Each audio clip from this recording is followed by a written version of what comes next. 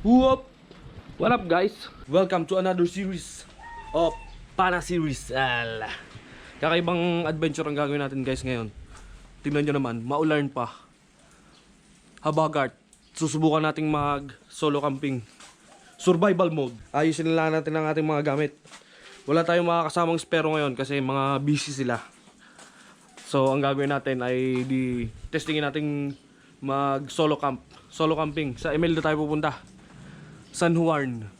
Testing lang kung makakasurvive tayo. Ayos lang ako ng gamit. Let's go! Wow! All goods na guys. Let's go! Bye bye Bruno. Attract na tayo. Bye bye na guys. Bye bye. Bye bye Ashley. Everything. Heart heart.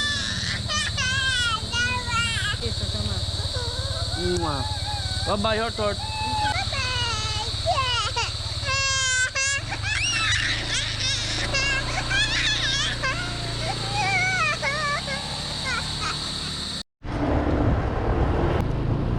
Let's go!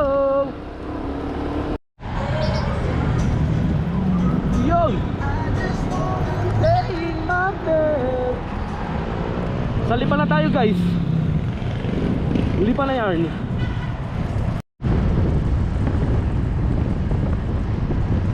Padre Garcia na bay. Padre Garcia. Yon. Mag-snack muna tayo. Snackan. Garciahan. Kain muna tayo dito guys. Sa ating favorite spot. Kainan.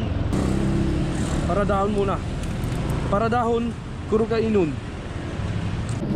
Kain muna tayo guys.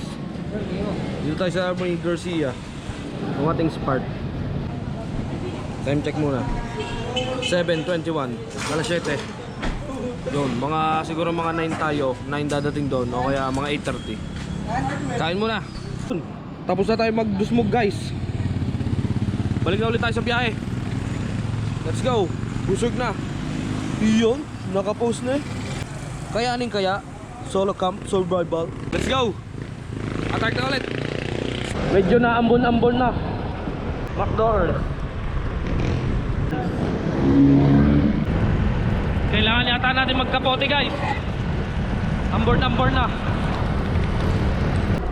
Puro emel dahon. Pwede ko una sana oh. Camp Imelda. Nandito na tayo sa may papunta dun sa ating spot. Madilim. Buti na lang may mga solar dito. Inaayos na pala yung kalsada guys oh. Medyo nakakatakot. Takot. Madilim. Nakakatakot pero bahala na. Tabi-tabi po. Yung makikiraan lang po. Nandito na tayo sa ating spot guys. Madilim. Makikiraan lang po. Makikikamping lang po. Kagubatan guys. Nakakita na ba kayo guys ng turko? Yan o. Turko. Huwag kang tatalon turko. Makikikamping lang ako din ha. Turko. Set up muna tayo ng gamert. Set up. Musang nga guys.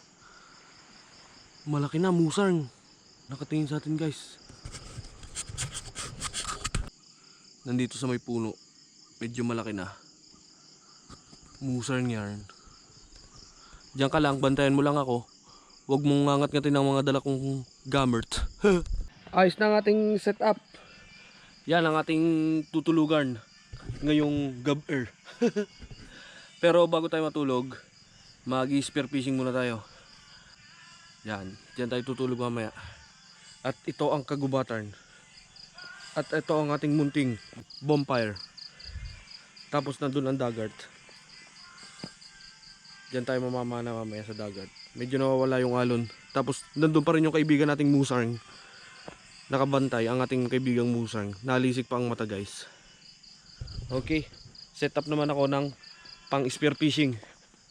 Mamamana muna si Sonsorn. Guys, pahinga muna tayo bago tayo mag spear fishing. Solo camping. Pero may musang doon. Sana walang mumu. Medyo nakakatakot pero parang kaya naman. Time check tayo guys. Wag aalas 11 na. Maya maya tayo mamamana guys. Mag spear fishing tayo. Pahinga muna. Kakatapos lang natin mag setup ng ating tulugan. Nandun ang ating bonfire. Alright.